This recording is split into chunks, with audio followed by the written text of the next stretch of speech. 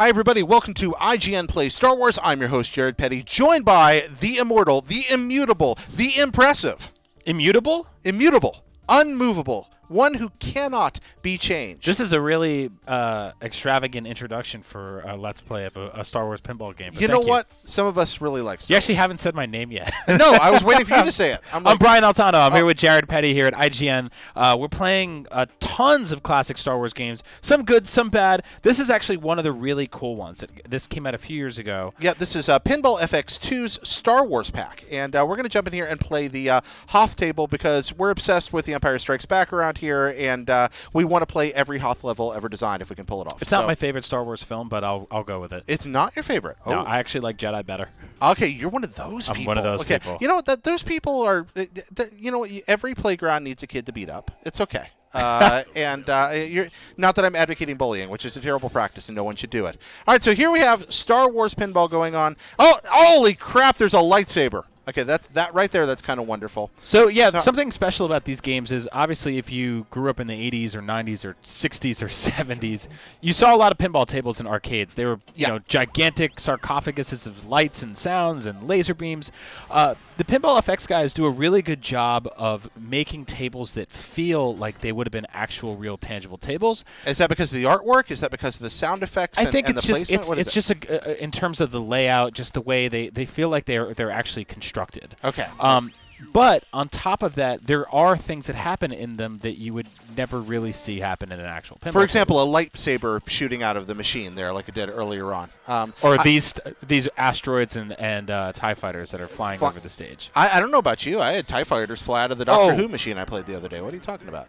TIE fighters flying through the air? Absolutely. Well, they used to be able to like trick stuff like that with holograms back in the day. Is that holograms? There we go. Okay, that is really cool that a TIE fighter just flew by you there, though. And then, of course, we've got the at the top of the table, we've got the LED display showing your score and some of the stuff that's going on. Really cool art going on there.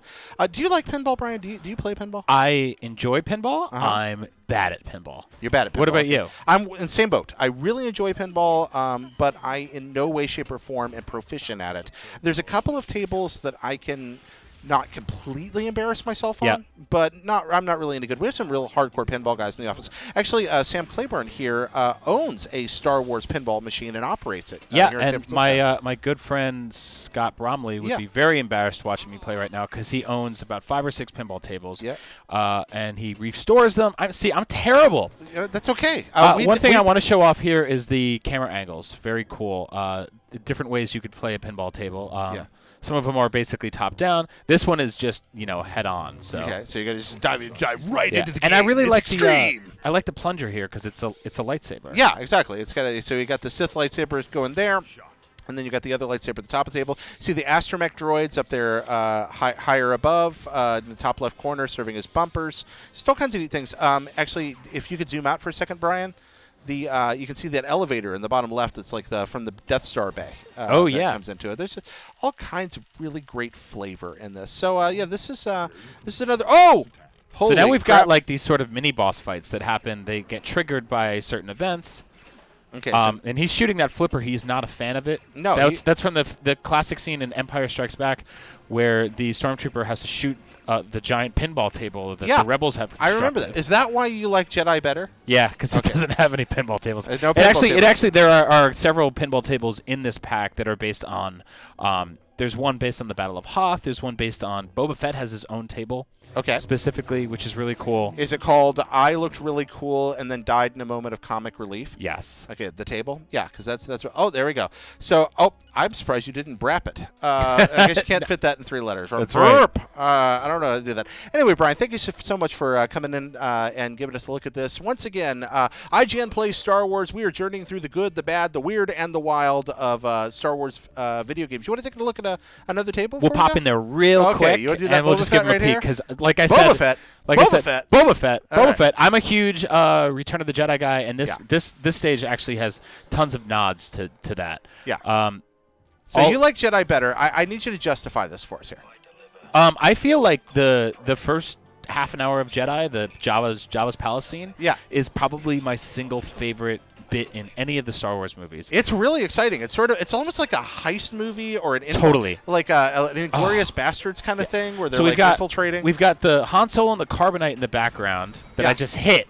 Nice. With my ball. We've got the Sarlacc pit. We do. We've got a picture of Jabba and I think Bib Fortuna on the side. We've got all the bounty hunters like Dengar, Bosk, IG-88. You were really into bounty hunters. Oh yeah, totally. Okay. Were you one of those Tales of the Bounty Hunter guys? Oh yeah, great book. All right. So what do you think? Apparently it's not canon, but I don't think anyone will ever write a better story for Malakili, the Rancor Keeper. So to me, it's just canon forever. What about IG-88 becomes the brain of the Death Star? I think it's a good theory. What do you think of the recent statement that one of the Lucasfilm story group guys made about Boba Fett, now that the EU has been rebooted, about Boba Fett in the Sarlacc pit, and he said Boba Fett is both alive and dead in the Sarlacc. Kind of a Schrodinger's cat thing. What do you think of that? Yeah, I think that's a very interesting scenario. That the books kind of wrote him like that for a very long time. Yeah. To me, I think you've kind of hinted at it before, but he's a character we see for a little while, and he's like totally romanticized over those moments. Yeah. And I think that giving too much backstory, front story, or exposition as to why he's still here is kind of takes away from the magic of it. Yeah. It's something that the prequels did was give him this incredibly unnecessary family history and backstory and stuff like that. And I kind of like characters that are sort of shrouded in mystique. Absolutely. Darth Vader is a very cool character until you see him as a child. And then you're like, you're a terrible person. Yeah. We just hate you. We hate you now, Darth Vader. Yeah, because Boba Fett, he gets a few really great moments. We see him on. Get a good look at Jabba up there in the upper left. Oh yeah, we see him on the bridge in The Empire Strikes Back, and he's all like, Darth Vader's like, no disintegrations. And we're like, oh, this guy must really be awesome. Then the next time we see him, he's outsmarted Han Solo and figured out his garbage dump trick. And then the next time we see him, he's standing there like, he's worth a lot to me. To Darth Vader, again. Yeah. And then finally, he's shooting at Luke Skywalker, and he may be the only person in Star Wars that shoots at Luke Skywalker and doesn't die. I know. So really, it's kind of a he's a tough dude. And then he gets killed comically when a blind man strikes him in the back with a spear. Yeah, he's a very fascinating character, right? Yeah. And there's something interesting about his costume design, how sort of diametric it is. Everything he has that thing on the top left of his hat, and then he's got this kind of cape on the bottom right. Yeah, like the short cape. The short cape. That's right. That's the way to go. All right, Brian. Any more about this table? The Jabba does look really good up there when you pop up and see him. Anything else about this table you want to point out? It does a lot of cool stuff if you get really good at it. I'm sadly not that great. I've lasted longer than usual. Well, here we go. Okay. Get a little Jabba the Hutt cutscene where he talks to Boba Fett for the first time, and he's basically like, he's basically saying, can you please go shoot that dumb ball that keeps destroying my house? Better to get a Jabba the Hutt than a Watto, that's for certain. All right, so popping along here. And you've lit up 3 letters out of his name. Do you think you're going to make the Boba? No, not even close. Like I said, I'm bad at pinball, but I love Star Wars, so this is fun. That's okay. Being bad at video games is no reason not to play them. If being bad at video games was a qualification for loving them, I would never be able to work here. That's true. I'm terrible at them. I just enjoy them. So, yeah, I think that's good, guys. Once again, thank you so much for watching IGN Play Star Wars. Join us again for our next edition very soon. Check out Rebel Base, IGN's Star Wars podcast, the IGN Star Wars Wiki, et al., etc. Thank you, Brian Altano, for being here and for being immutable. Thank you. I don't know if you're technically immutable in reality. I don't know if you're. I think you are immutable when you desire to be, but you change when wisdom requires it. Thank you very much. All right. So, and for everything Star Wars, you're in the right place here with your friends at Ye Old IGN. Bye. Return of the Jedi, best Star Wars movie. That's not true.